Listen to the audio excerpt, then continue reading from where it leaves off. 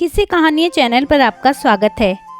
आज की कहानी भगवान जगन्नाथ की कहानी है, जो कि एक सच्ची घटना है। तो चलिए कहानी शुरू करते हैं। श्री जगन्नाथपुरी से 10 कोस दूर पीपली चट्टी गांव में रघु केवट का घर था।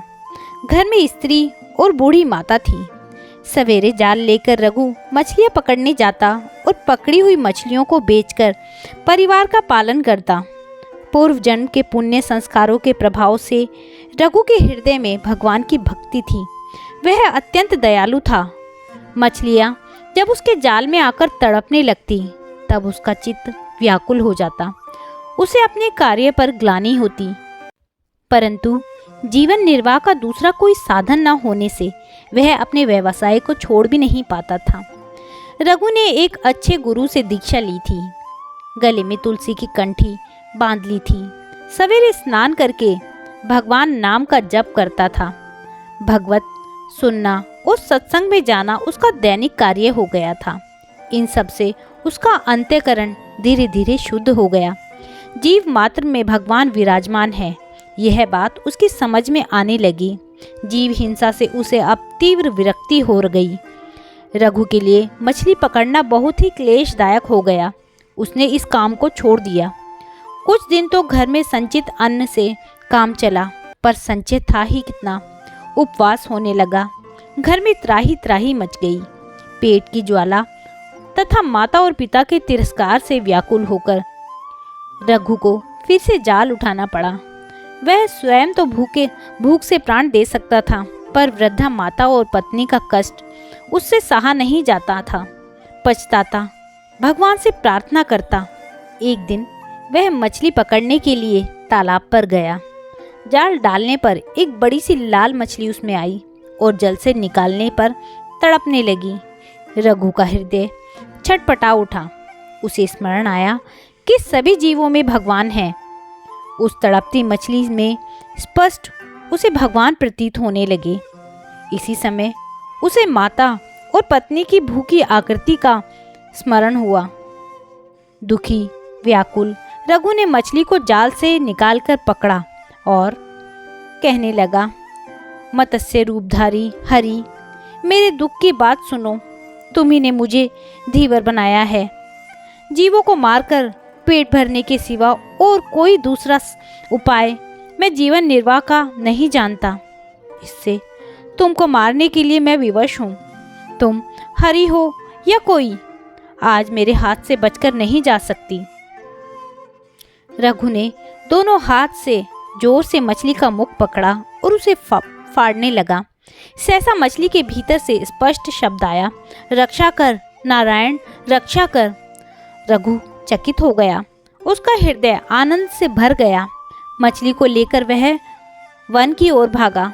वहां पर्वत से बहुत से झरने गिरते थे। उन झरनों ने अनेक जलकुंड बना दिए थे। रघु ने एक कुंड में मछली डाल दी। रघु भूल गया वह कई दिनों से भूखा है।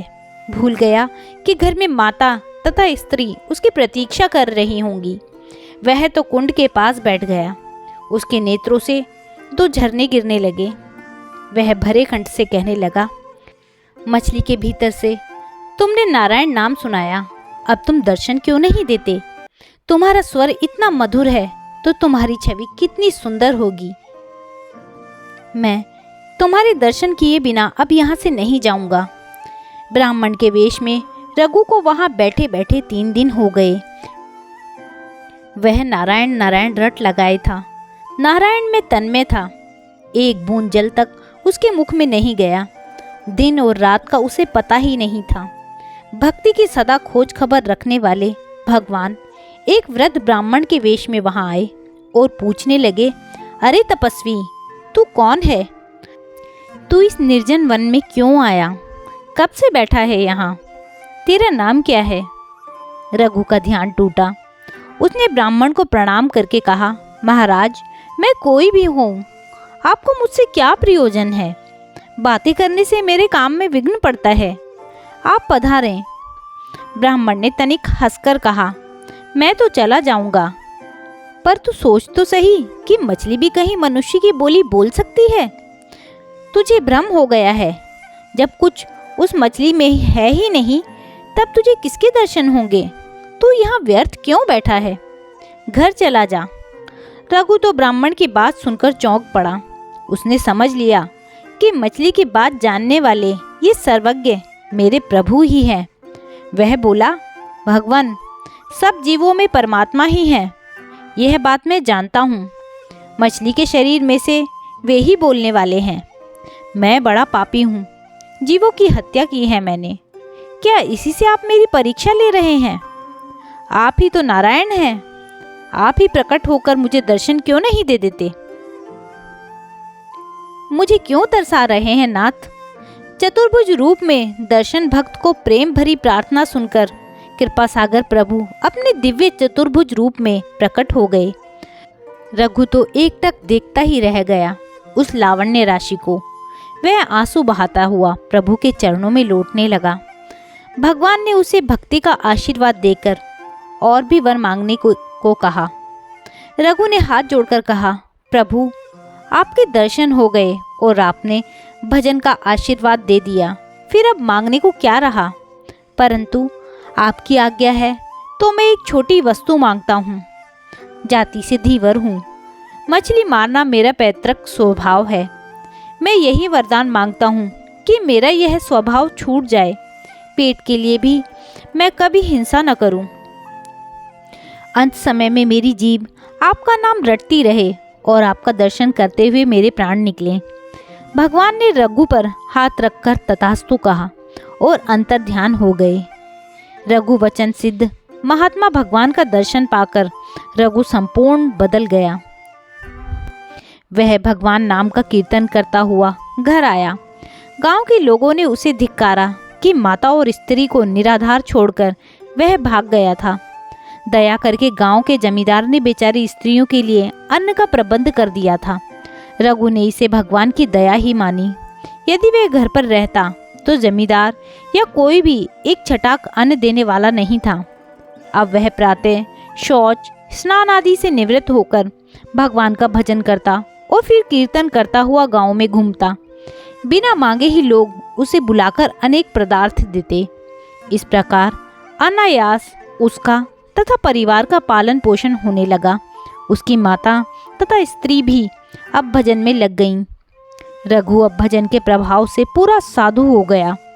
दिन रात उसका मन भगवान में लगा रहता।